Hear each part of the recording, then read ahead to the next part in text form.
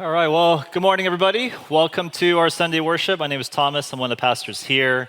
Again, just a shout out to our babysitting ministry that's starting. If you don't know, if you're a parent, you don't know. We understand at this church that when you're a parent with young children, it's hard to make space for each other. Marriages can be neglected, and it's really hard to even go out and watch a movie or a date night. So the main reason why we're doing babysitting ministry at our church is we want our church to have healthy marriages. We want there to be space for parents to spend time together in their marriage. And it was really encouraging when I reached out to a bunch of young adults. We had like over 30 people volunteer saying we're more than willing to babysit and help parents have space together to meet. And so hope if you're a parent here and you're a member that you can please sign up for that. Would love to serve you in that way. And there will be an orientation of what it looks like in more detail about next month or so. But sign up for now. And for everyone else who's here, welcome to our Sunday service. We are going through a sermon series and we're in week 2 of today. And today we're actually looking at a letter from the Apostle Paul in Romans chapter 12. And so if you guys could turn to Romans chapter 12 in your Bibles, if you have your program, it should be in the back there. And at our church, we believe when we read the scriptures that we have a God who's alive and he is speaking to us. So can we all rise together? And we're going to read this passage starting in Romans chapter 12, verse 9. So this is the Apostle Paul writing to the church of Rome. In verse 9, Paul says, "Let love be without hypocrisy. Detest evil. Cling to what is good. Love one another deeply as brothers and sisters. Take the lead in honoring one another. Do not lack diligence and zeal. Be fervent in the spirit. Serve the Lord. Rejoice in hope. Be patient in affliction. Be persistent in prayer. Share with the saints in their needs. Pursue hospitality. Bless those who persecute you. Bless and do not curse. Rejoice with those who rejoice. Weep with those who weep. Live in harmony with one another. Do not be proud. Instead, associate with the humble. Do not be wise in your own estimation." This is the reading of God's word. Let me pray for us. And Lord, I pray as we gather together on this Sunday that your spirit would stir in our hearts and that you would speak and that we could hear your voice at this time. We pray this all in your son's name. Amen. You may be seated. There's this book that I've been reading, a short book called Tribe by Sebastian Junger. He is a New York Times columnist and journalist. And the book, it begins with a very interesting phenomenon that he observed in U.S. history that I feel like a lot of us do not know. Back in the 18th century, there were 2 groups living in North American land. There were the indigenous Native Americans who were, living here. This was their land. And then there were the white European colonists who were slowly making their way here, established themselves, setting up campsites, homes, small cities. And they're living side by side together, and this might, kind of spark for us 8th grade history of indigenous tribes, white colonists living together. And for the most part in the 18th century, especially on the East Coast, they were living peacefully alongside with one another. But as you might recall, there might be times where there's feuds, there's wars, and sometimes there'd be even battles where they would raid the other side, they would capture the other side and hold them hostage. And what was interesting, though, is that whenever the indigenous Native American tribes, whenever some of their people were captured and taken over by the white colonists, other indigenous tribe members would ransom them and ask for them back. And then they would run back to the indigenous tribes and they would weep, running back to their families, running back to their tribe, glad to be reunited. But then sometimes there'd be white colonists who were kidnapped by the indigenous tribes, and they would be there, and then the white colonist families would come going, "We'll ransom them, please come back." And the white colonists who were captured, they did not want to go back. They would stay and live with the indigenous tribes. In fact, what was really interesting is that many white colonists in the 18th century, they actually voluntarily would go and leave their homes and join the indigenous Native Americans to live with them in the woods. But it was never the other way around. Nobody wanted to join the white colonists. What's going on here? Why did that happen? This was an interesting phenomenon because weren't the white colonists the superior culture? Didn't they have superior technology? They had more comfortable living. The indigenous Native Americans, they're living in the woods. It was really poor and impoverished with them. Why would the indigenous tribes want to stay together? Why would the white colonists want to go there, but never the other way around? And the author, he observes this is the reason why. He quotes this on the screen. "America was a booming industrial society glued together by a body of law. But the Native Americans, they lived communally in mobile encampments. It was the intensely communal nature of a Native American tribe held in appeal that the material benefits of Western civilization couldn't necessarily compete with.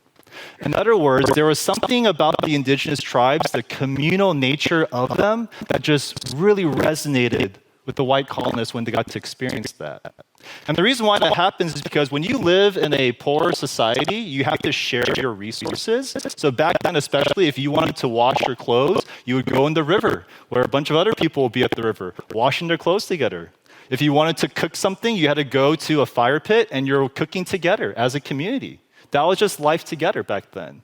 Versus in the white colonist tribes, they were more affluent, they had better technology, so you don't need other people. If you want to cook food, you have your own stove. If you want to wash your clothes, you have your own washer. And even though that's so normal for us today, what Junger proposes is that it does something to us. It does something to human beings when we are isolated like that, when we're individualized, when the only people we see is our nuclear family, our spouse, and our kids, if even that. And what's really interesting is he notes that this is something, even in modern terms, we see the result where a city or a place, a society that becomes more affluent, that becomes more urbanized, what ends up happening is that rates of depression and suicide does not go down, it actually goes up. For some reason, the richer a country is, the more depressed it tends to be. In fact, there's one study that shows that Mexicans who were born in the US, they will always turn out most likely wealthier being born in the US. But those who were born in Mexico, they are far happier, less depressed, because in those impoverished countries, ones that are less affluent, for some reason, you just do life together. You share resources together. And we were meant to be human beings who shared life, who practices community, not just with 3 or 4, but all of life. We're just with people. And this is one of the main reasons why the early church back in the first century, when it first started, they actually functioned like an indigenous tribe to the Roman Empire. In the first century, the early church, there was nothing materially appealing about them. They had no clout. They were impoverished. They were ostracized. They were persecuted.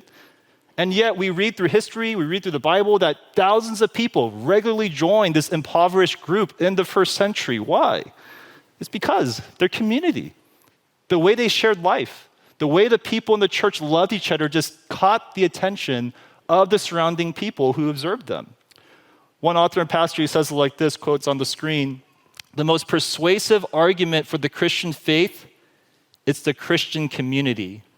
The majority of conversions throughout church history, they have come not through an argumentation, but through belonging to a meaningful community before belief is ever even required." I know for many of you, if you grew up in the church, if you are a Christian, a lot of us, we think the order tends to be, I heard the gospel and I heard who Jesus was and I became a Christian. But if you actually look at your testimony and history, a lot of it's because you were drawn to a community first. There was something about the community that was really appealing to you, and that made you be interested in who this community was and what they were about. And today, if we actually observe, people need meaningful community more than ever, because we live in a time today that's more affluent, more than ever in history. We are the richest country in the world of all time. And ironically, also the loneliest. We are the loneliest people. All of us here, we drive to work alone. We all sit in our office alone. We all eat our lunches alone. We all drive home alone. We all watch TV alone. And that's if you even go to the office. I know a lot of you work remotely. You're just alone all the time. And yet for you, does the church offer you a meaningful community? Are people drawn to the church community today? And if we're actually honest with ourselves, a lot of people in the church, they're just as lonely. We are just as lonely today, and it could be because the church, it lost what it means to practice community. We lost what community really is supposed to look like as a church. And so that's why, starting last week, we started a new sermon series about community, where we want to learn how Jesus practiced community so that we, as followers of Jesus, can learn how we should practice community. Because for a lot of us here, if we're really honest with ourselves, we have friends. We have like 3 or 4 friends, and you share a lot of chemistry with them. But how often do you see those friends? In reality, friends are nice, but what we actually need is community, people we share life with, people who we know us day by day, And a lot of us, we're not good at that. We're good at making friends. We're not good at really having a community in our life. But Jesus, in his life, he lived in community. He shared life with community. He had all types of different people in his life, and they weren't just hanging out together, but it's through this community that Jesus sees transformation happening. Because in community, we become like Jesus. We learn to love. And that's the whole purpose of the church, to gather together. The reason why we don't just do a podcast, we don't just do screens. The reason why we share life is so we can become a people of love. And this is not easy. This is really challenging. In fact, most communities, when you join it, it's always going to start out, like we said last week, a pseudo community, a community that's really polite, that shows our best selves about each other, but not really knowing each other. And oftentimes, that's how church communities stay. And so the question that we're going to be asking today is, well, what does a community growing in love looks like? We teased it last week, but what do you actually do as a church community that makes it like a real Jesus-following community?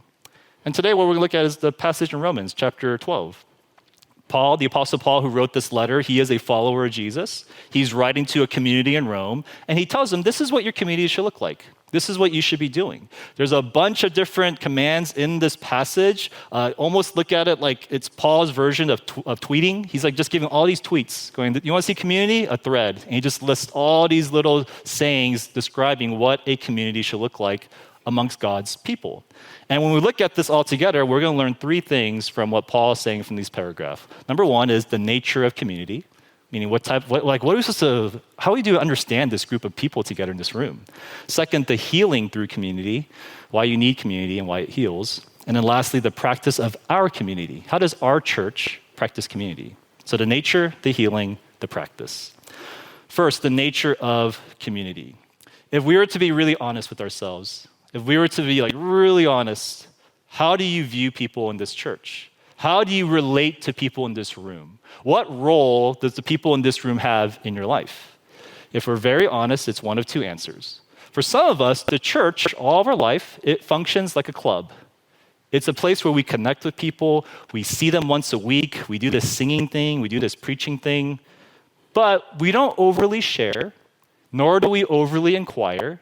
If you meet someone, they're like, I'm dating somebody. Oh, really? And you find out they're like 20 years older than that person. You're just like, oh, cool. And you just walk away. You don't inquire. You don't ask questions. You don't ask, how did you guys meet? You just go, oh, that's nice. We're all polite to each other. And we only think about this group when we're together. We're thinking about it now, but come Monday, come Tuesday, you don't think about the people here. And the reason why is because that's a club mentality.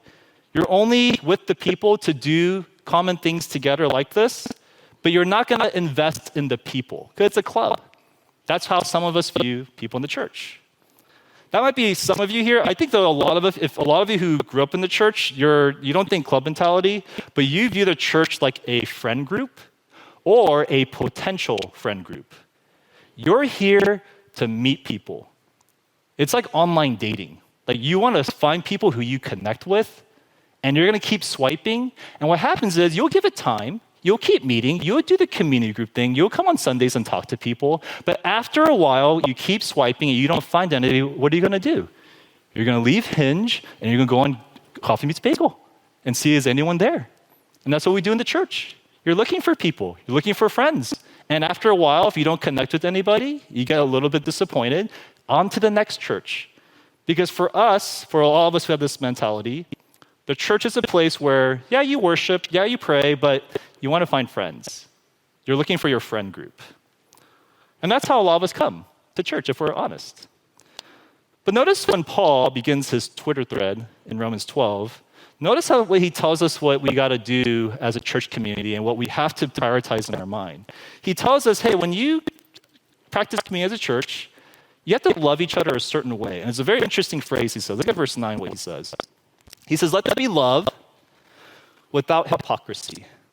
He doesn't just say love each other. He goes, hey, this community, love without hypocrisy. That word hypocrisy in the Greek, it's translated in different ways. It means, it's on the screen there, it can mean genuine, it can mean sincere, it can mean real. I like the real phrase, which is be real with your love. Let it be like a real love that's appropriate for this moment. The reason why Paul uses this interesting word is that in the first century, when they had plays, what happens is the actors, they would be up here, and the play stadium would be huge, and they didn't have screens back then, so you can't really see the actors' faces. And so in order to display their emotions and the nuances of their face, they would actually wear masks, and that'd be like a happy mask, and it shows they're happy or shows that they're sad. You have no idea what the actor's really feeling. You just see the mask that's there. And that's the Greek word, the hypocrisy word. That's what Paul is saying. Hey, don't do that.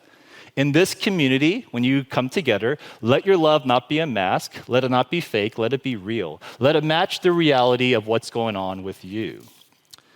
Now, what is the reality that's happening in the church? What type of love is supposed to be seen here? And Paul tells us in the next sentence. It's a family love. Look at what he says in verse 10. Love one another deeply as brothers and sisters. You know how you are to love here? Like family. It's an interesting phrase that he uses, the word love deeply. It's actually the Greek word storge, which is another translation of love. In the English, if you want to say you love somebody, we have one word for that, love. That's the only word we have for love in the English language. But in Greek, there are 4 different languages or 4 different words people use for love. There's eros, which is like a romantic type of love. There's philia, which is like a friendship love. There's agape, which is a sacrificial love.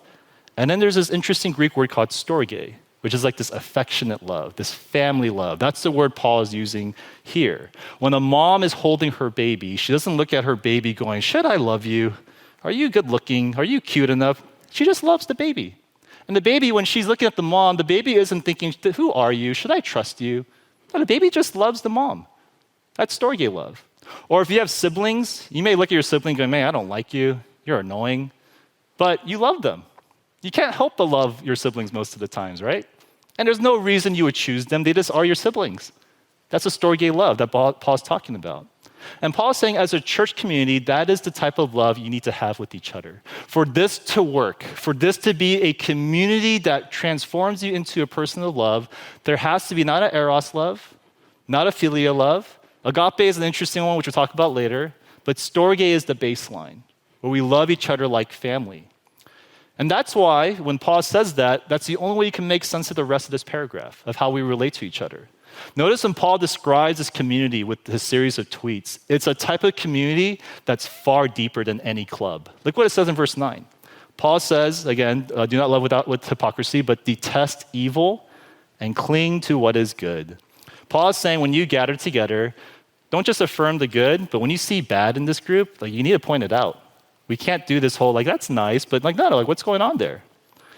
Imagine you signed up for a pottery class, and you sit down and you're doing pottery, and you're just doing the whole clay thing, making a pot, and all of a sudden this lady's next to you, and she just does small talk, and what makes you join this pottery class? And you're all doing it. And imagine you're wearing an engagement ring because you just got engaged, and she's like, oh, you're engaged? And you go, oh yeah, I just got engaged recently. And imagine she goes, oh my gosh, aren't you too young to be engaged? Do you know your fiance that well? Oh my gosh, that's a really bad choice. I don't think you should do that. What would you say? If I was in that position, I'd be like, excuse me? Let's just make our pots, please. And I just kind of keep going. Just keep going. Why? Because who does this lady think she is? We're just making pots, and that's all. So it's none of her business to ask me about my dating life. Versus if I happen to be with my daughter, and I notice she's wearing a ring, I'd be like, oh, what's that? And she's like, I just got engaged. I guess we're making pots too, but I just got engaged. And I'll be like, who are you engaged to? You are way too young. And if she's pushing back, going, this is none of your business, I'd be, this is my business because I'm your dad, and we just go at it. Why? Because we're family. That's what family does. Who you date is my business if you're my family. How you spend your finances, that's my business. How you spend your time, that's my business. In any other relational setting, inappropriate. But in a family, we actually inquire about that. And Paul's saying, in the church, yeah, that's a family. If you don't want people up in your business, the church is the wrong place to go. It's meant to be a place where your whole life is open to each other. We are far deeper than a club. But also notice that Paul says it's also deeper than a friendship. It's different than a friendship. In verse 16, look what Paul says. In this community, live in harmony with one another. Do not be proud. Instead, associate with the humble. Usually when we are part of a friend group, if you go to a wedding, you look for people you get along with, the people you have the most chemistry with. But in the church, what Paul says, no, people you don't have chemistry with, zero, go find them. Spend time with them. Because this isn't a friend group. My son, Judah, He hangs out with all these neighborhood kids all the time. There's Teddy, and there's Maverick, and there's Dean, and they hang out like every day. And without fail, what happens is Judah would come and he would tell me that he got into a fight with one of them, or one is being mean and he doesn't want to play with them. And every time Judah says that, I always tell him, don't play with them then. It's all good. Find other friends. Don't worry about it, because you don't have to play with them. But when he gets in a fight with his sister, oh, I hate my sister. I don't want to play with her. I'm like, that's your sister. You play with her. Don't you ever ignore her. That's your sister. Why? Because that's family. Doesn't matter how much chemistry you have. Doesn't matter how much time you spend, like how much time you don't want to spend with them. You could be in the biggest feud with your sibling, but you will show up for Thanksgiving dinner. You will show up to eat together in family functions. Because in a family, it's not about chemistry. It's more than a friend group. You're siblings. You're brothers and sisters in Christ. And that's the only way you'll understand the community and the church. And notice also, lastly, Paul, when he describes this church community, they relate to each other in a way that, it's only appropriate in the family. Look what it says in verse 13. Paul says, share with the saints in their needs, practice hospitality. When someone's in need in this community, well, you should share with them. You should help them with your resources. If it's a stranger who's in need and you help them, that's called charity. If it's a friend and they're in need, that's a favor. They better be a good friend to you. But if it's your family who's in need, that's not charity. That's not a favor. That's your responsibility. Because that's your family. We're the people who are there to care for them and meet their needs. And Paul says, that's the church. That's the way the church is supposed to be. You will never understand or experience the community in the church unless you see it in this framework of a family. Why? Why are we supposed to practice family this way as a church? Why storge love? Why is that the love that Paul emphasizes here? And the reason why is because this type of love grows you. There's a unique glory that this type of love is be able to just reveal when you practice love like this with one another. If you've been at our church for a little bit of time, you guys know I love Star Wars. I love Star Wars. Some of you guys think I use it as illustrations too often. I don't think I use it enough. I love Star Wars. There's this geekiness of Star Wars that I just love. But here's one thing that people don't know.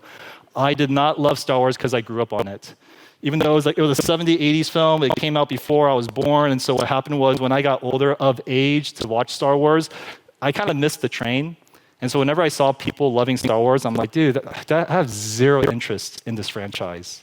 I did not watch any movies as a kid, did not watch it in middle school, did not watch it in high school. It wasn't until college that I got exposed to Star Wars again, because my roommates in college, they happened to love Star Wars. And when I was in college, that happened to be when the prequels came out in theaters. And so all they talked about was Star Wars, and the prequels were coming out, and I had zero interest in watching it, because I'm like, Star Wars is nerdy, I'm not into that sci-fi stuff. But I remember before the prequels came out, that you gotta watch it, Tom. Let's watch it together. Just watch the originals. I watched the originals, and I saw the first one, the second one, third one. I was like, oh my goodness, this is amazing. Star Wars is awesome. This whole universe got introduced to me, and now I am full-blown Star Wars fan. And what's really interesting about that is I would have never, on my own, have chosen to love Star Wars. It took living with people and them forcing me to watch Star Wars that almost expanded my palate to enjoy this movie franchise. And this is what storge love does for you. Not for movies, but for people. The type of people that you are spending time with right now, it's the people you choose. The people who are suited to your palate. The people who you like and you feel like you have chemistry with. And again, that's all good. But what storge love does is it widens you to a unique glory. It widens you to a type of people that you perhaps would have never yourself have chosen to spend time with and enjoy, and yet God is introducing that to grow you in love. C.S. Lewis, in his classic book, The Four Loves, he says it like this, is on the screen, quote, "The especial glory of affection or storge love is that it can unite those who most emphatically, even comically, are not. People who, if they had not found themselves put down by the fate in the same household or community, would have had nothing to do with each other. But we are getting beyond our own idiosyncrasies, beyond what suits our own palate." That's why a lot of people who you love deeply right now, you didn't choose them. If you actually think about it, it was your roommate who got assigned to you. It was your sibling who your parents just gave to you. It was people you happened to run into and you were forced out of in a car ride or a retreat with them. There's a unique glory that happens where your love gets expanded when you're just with people. And that's what the church is supposed to be. This expansion of your love where there's far more people who are lovable than you realize out there. And the church is meant to be that place where you practice that. You grow out of your self-absorption. You grow out of your ego, and you see that there's a wider community that there is to love. And so, before we move on, let me ask a quick question. Do you see the church as a family? Are you willing to practice love in this way? Some of you, if you're really honest, the church is a club. You come here once in a while, maybe at most a Sunday. You don't really want to talk to people. And if that's you and it's because you're new, no problem. It takes time to feel safe and comfortable in any communal space. Totally get it if you're new, if you're visiting. Take your time. But for some of you, this is your whole life. Your whole life, the church is, it's like this club that I go to. I don't really think about people here. They're not really a priority on my life. And if that's you, just realize that's totally fine, except if you call yourself a follower of Jesus. If you say, I'm a follower of Jesus, but that's the way you practice community, just know you're not really following Jesus. Following Jesus for followers of Jesus is you follow him together. This is part of the process. It's seeing the church as a family and relating to them in this way. Some of you, you're trying hard where you're like, I don't want it to be a club. I'm trying hard, but it's just really hard. I get it. Totally get it. There's probably something deeper going on, which I'll talk about in the next point. But just know if you're in this space, you're kind of missing out on a type of community that God wants you to have. But again, others of you, it's not the club thing. For you, the biggest thing is the community. It's a potential friend group. And that's why it's hard, because you're not finding chemistry with a lot of people. And if you're in that group where you're looking at this group as a potential friend group, just know I have nothing but empathy for you. You know why? I don't blame you. Our church, when you look at the demographic, I hope you guys know it's kind of weird, the demographic of our church. This does not match the demographic of local churches for the past 2,000 years. This is an outlier. When you walk in here, everybody in this room is between the ages 20 to 40. You know how unusual that is? Everybody in this room, we're all in similar life stages. You all went to some UC local college around here or Cal State, somewhere. We all know your colleges. We all look alike, kind of. We all have kind of brown eyes, black, darker hair. A lot of us, we look similar. We're all like parents, or we're about to become parents, or we're single, or we're working remotely. This is an interesting demographic that does not match 90% of the world of churches. And again, we are all habituated to think, a church like this, potential friends. This is friendship material. And we were habituated to think that way because you think about youth group. Everybody's your age, all friends. College ministries, they're all your age, all friends. So when you come to a setting like this is a great strength. It's comfortable, a lot of potential friends. And so you can't help but look at this like a friend group. But imagine you went to a more normal church. You know what you would see in a normal church, demographic? Imagine it's size 100. You would see a group of little kids. You would see a group of elementary kids. You would see a group of teenagers.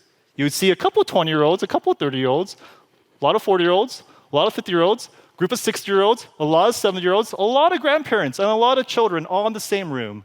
And if you saw that, I think a lot of us would not think, these could be my friends.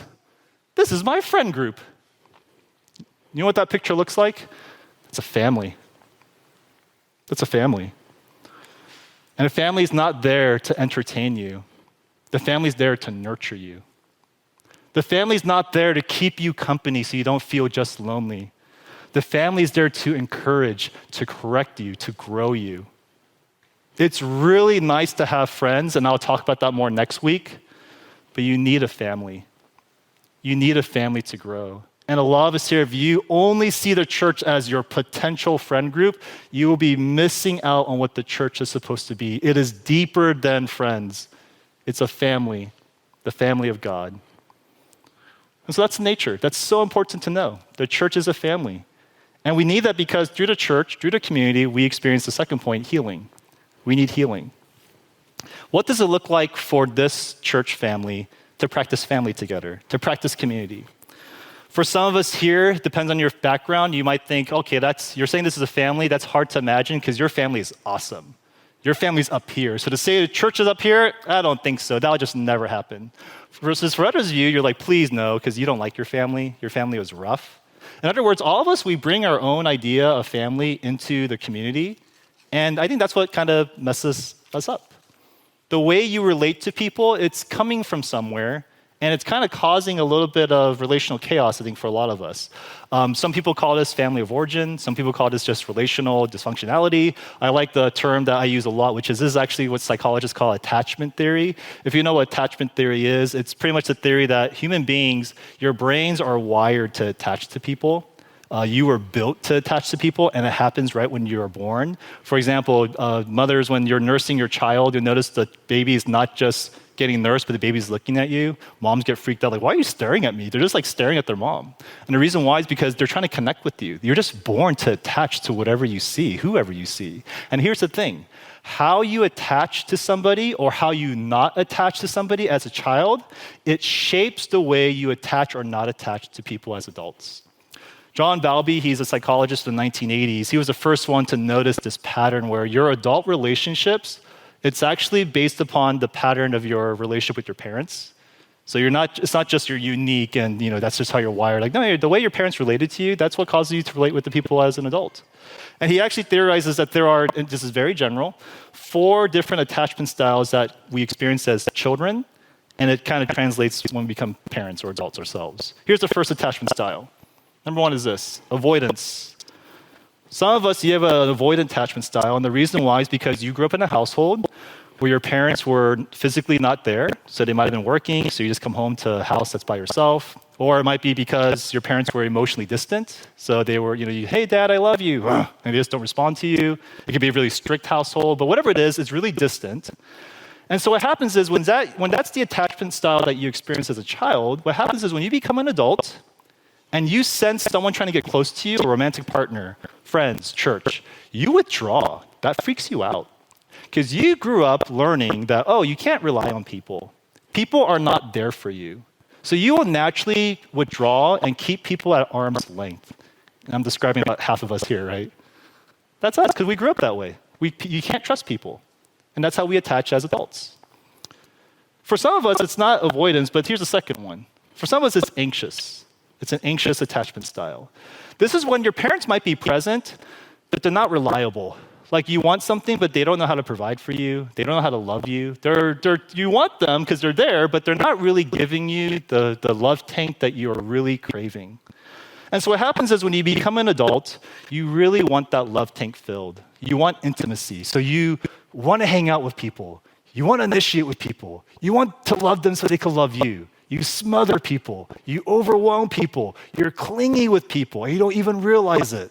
Because you have this strong sense where you want to have people fill you up because you don't have a strong sense about yourself. And you're worried they're going to abandon you, that they're going to do just like your parents did. That's your attachment style. You're anxious. For some of you, it's a third one, which is scattered. Scattered attachment style is your parents are a mixture of the first two, which is they're there and not there. Sometimes they're there and they provide for needs, sometimes not. Sometimes they're close, sometimes they're distant. And so what happens is when you're an adult, you don't trust people, you don't trust yourself. So there's like this weird back and forth where you get really close to people and all of a sudden you just ghost them, like randomly. And they're so confused, like, what's going on? I thought we're homies. And you're like, I don't know. And it's because you're desperately seeking love because you're really hungry for that. And yet you can't help but not trust people too. So you alternate between independence and interdependence. It's like this weird back and forth. And then here's the fourth attachment style, the last one, secure. This is when you grew up, you were generally well-loved. You were generally cared for by your parents. They weren't perfect, but there's generally a sense of they provided for your needs, they loved you, they're emotionally present and physically present for you. So that when you become an adult, you now can generally trust people and you trust yourself because you grew up in the context of security. And all the parents freak out when we read this. We're like, oh my gosh, am I doing this? Am I doing this for my kids? But this is where we all come from. And few adults practice healthy attachments with each other as adults because we grew up experiencing unhealthy attachments. And here's the thing. The problem with this is you can't fix this part of your life by yourself. There is no pill that you could take that will fix this for you. There is no book that you could read to go, oh, I get it now. That doesn't fix it. There's no sermon that you could listen to and now you will walk away transformed. What people usually do when they notice this about themselves is they'll go to therapy. And again, therapy is very helpful. It helps you become aware of who you are and how you grew up. But therapy, all it does is bring self-awareness to you. It does not fix you. Because the problem with this is an issue of trust. You don't trust people. That's the biggest problem. You don't trust yourself. And so the only way to heal from unhealthy relationships is through healthy relationships. The only way you could heal from an unhealthy attachment pattern is through healthy ones. And that's why as Christians, we believe that it all begins with Jesus in the gospel. In Jesus, we find someone who is the most secure, who loves us, who's there for us, who even in the midst of our withdrawing, in the midst of us going back and forth, Jesus is a stable presence for us, forgiving us of our sins. And through Jesus, he calls you a son and daughter, and God becomes your heavenly Father. And as God responds to us as a heavenly Father, he forgives us, but he also reparents us through the community. Through Jesus, we experience forgiveness. Through his community, we experience healing. And that's what the church is for. It's to heal us. It's to be in relationships that restore us, because this is a broken world.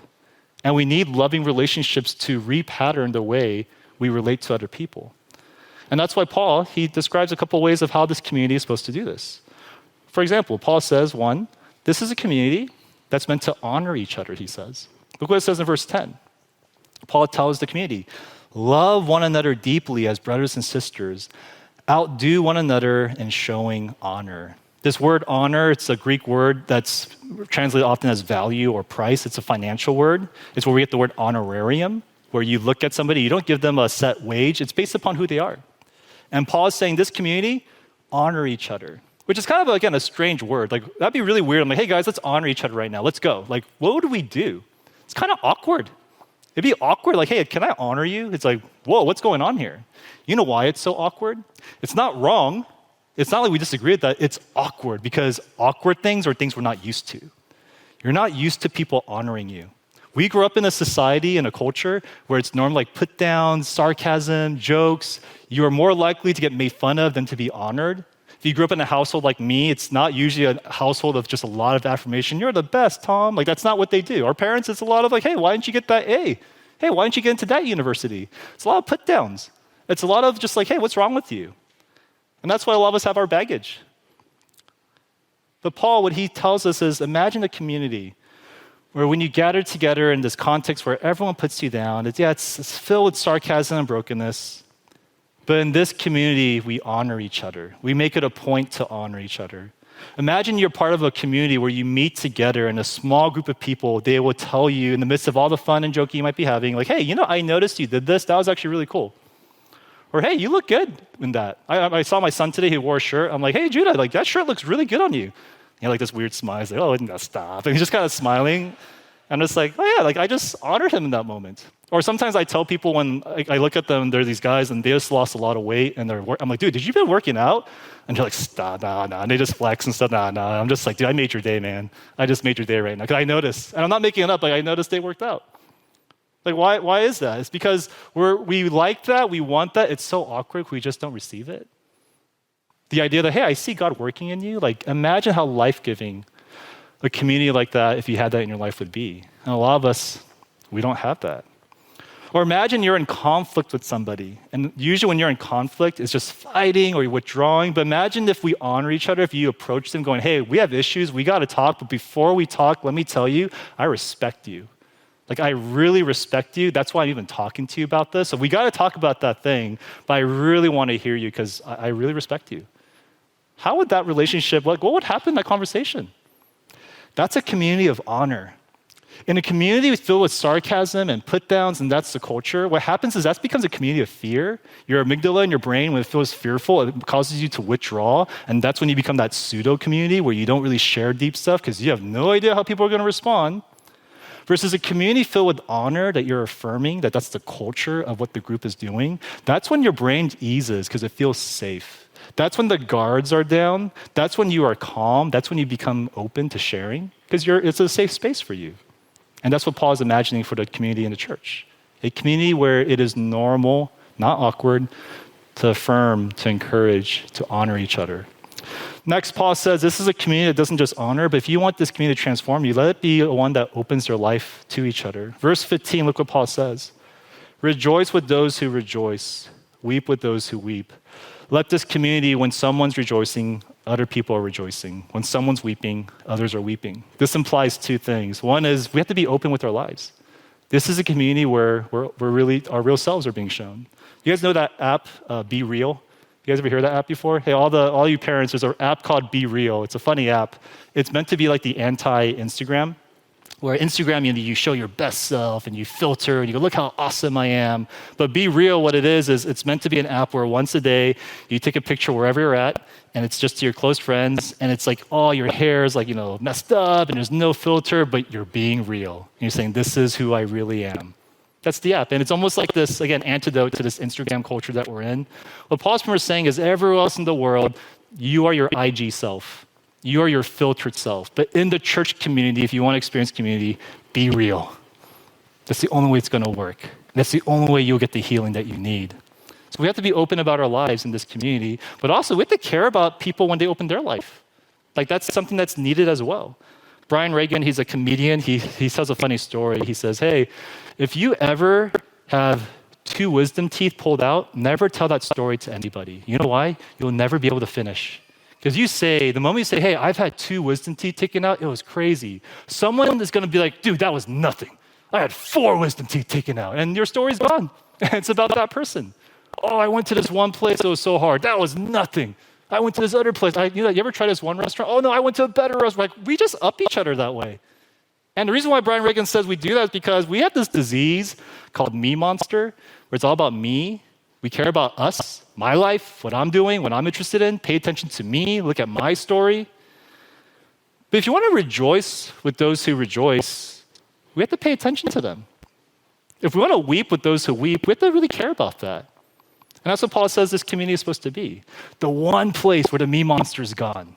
The one place where you get out of your selfishness, out of your self-absorption, out of your ego, because you do that everywhere else, even in marriage, even amongst your kids, so much that you won't realize how much is about you. But let the church be this practice where, wait, for this moment, for these few hours, let me pay attention to someone besides myself. And that's when you rejoice with those who rejoice, and you weep with those who weep. And lastly, Paul tells us if this community to heal each other, we have to bear with each other. We have to endure with each other. In verse 11, look what Paul says. He tells his community, do not lack diligence and zeal. Be fervent in the spirit. Serve the Lord. If you saw this verse in isolation, you would think it's the zeal for God and passionate for the Lord, but it's in the middle of a community context. So what's Paul saying? Paul's saying, let this zeal be for the community. Don't let it go away. Lean upon the Spirit to do this. Serve the Lord by serving this community.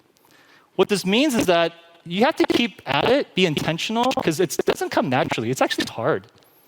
In the New Testament, there are 59 one another passages that you might have heard. They're like, do this for one another, do this for one another. But if you actually look at those passages, do you see what they actually say, how they describe what we should do for each other? Look at some of these verses. It's on the slide, next slide. Galatians 5, Paul says, let's not provoke or envy each other. Come on, church, let's not do that. Look at the next slide. Look what he says. Be patient.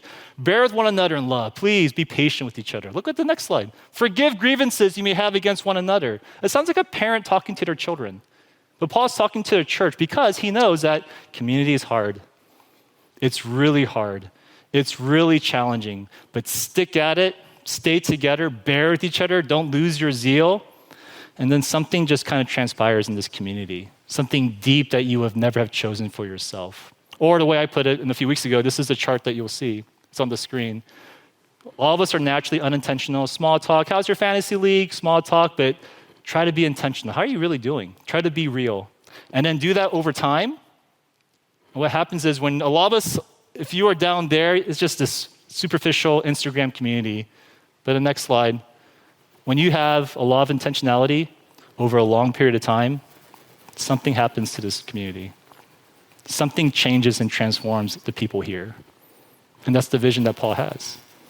And so that leads to the last point. And just give me like 8 minutes for this. How do we practice this in our church? What does it look like for us?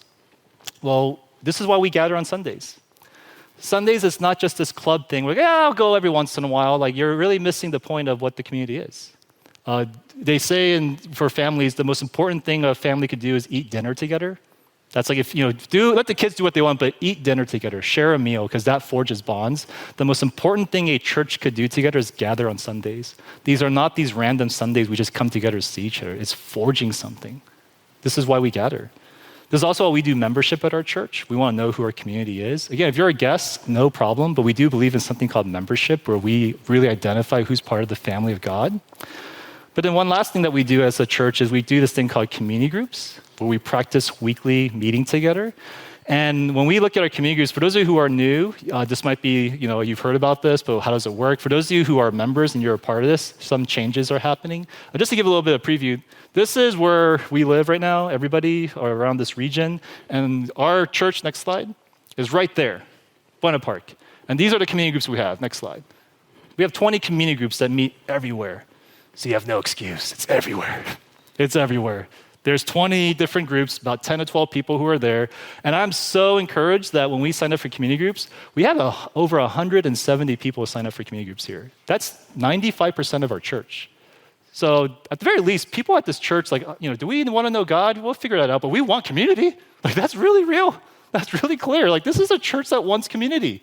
And it's so encouraging. And the fact that so many parents signed up for this when we had every excuse not to, it's awesome. What an opportunity that our church has. And so when we meet together as a community, and what I love about it is, our community groups, we share a meal together, because eating food, it bonds people. We discuss about the sermon, because we want to talk about our Christian faith together. We share life together, how are you doing? And we try to pray together. And our goal for these groups is we want it to be life-giving. We want it to be where when you go to a community group, you might be really tired and why am I going? But when you drive away, you go, thank God I went. That was really fulfilling. That's our hope. And for those of us here who are part of a community group, I could just lay out a couple of expectations for us. First is, if you're part of a community group here, your community group, it does not have to be your friend group. It does not have to be your friend group. That takes chemistry, and again, that's really rare. If it happens to be your friend group, awesome. But it does not have to be your friend group, because friends and community, they are two different things. And you need community. Another expectation is we actually hope for those who join community groups, there could be a commitment from our members. I think some of us were sometimes used to, I'll go when I want, I'll go once a month, and we really ask, please don't do that. There's a couple commitments we ask for people who join our community groups. Commitment number one is this: attend weekly. Attend every week. Go there when your family's meeting together. Please attend every week. That's going to be what forges community. Another commitment is this: show up on time. Be there on time as best as possible. I know if you're a parent, it's tricky, but try your best to respect people's time, because they're all meeting at the same time. Third commitment is open your life. Be real, not Instagram, be real. Fourth commitment for us is worship on Sundays.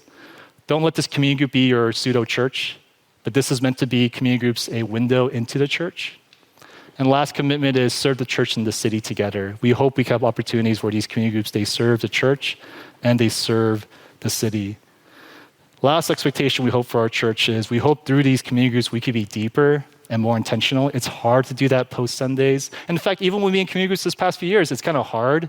But we hope that someone, be that guy, be that person when someone shares something, that you affirm them, that you inquire, that you ask questions, that you're mindful of the time, but we are not just a community that just goes, thank you for sharing, and we move on. But no, we really want to care. We really want to open our life and let it be safe for each other.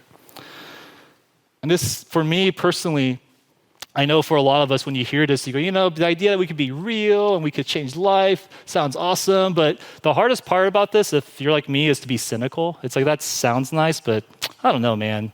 I've been sold this bit before from churches. Is this really possible? And let me just tell you from a cynical guy, you may not get the full feast every single week you meet, but you'll get glimmers. You'll get glimpses where something happens in a community that's committed this way. And it's just an interesting thing what community does to shape your life when you're just kind of going at it over time. Let me just close with a quick story of my community group. This past year, when I met in my community group, it's probably one of my favorite community group years this past year. And the reason why is not because of chemistry.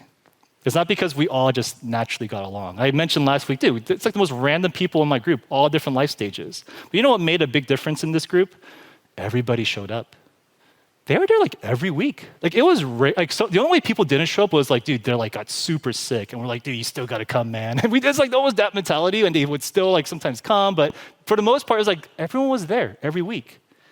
And through that journey, we just saw people's careers go up and down, and we journeyed with them. We saw them lose their jobs, gain their jobs. We saw friendship issues, people fighting and people not fighting. We saw engagements, we saw marriages, we saw marriage struggles. We saw family hardships. We affirmed each other. And looking back, I'm like, there was something about that that was really beautiful, that was really filling. And so it's very possible, the power of the Spirit, to experience community in this way. And so as we take the Lord's Supper, I just really want to invite us to consider this practice of community, that this is not something that's optional to following Jesus. This is a part of following Jesus, and we need it deeply in our lives. We could provide a context as a church, but it's actually up to you to decide what type of community do you want to be a part of? Like, what type of community do you want this church to be? What type of community life do you want? A lot of it's actually up to you. And we hope that as a church, we could together, by the power of the Spirit, encourage each other, share life together, be the church, be Jesus' followers the way he calls us to follow him. So let me just close this with a word of prayer, and then we'll participate in the Lord's Supper together. Let's pray.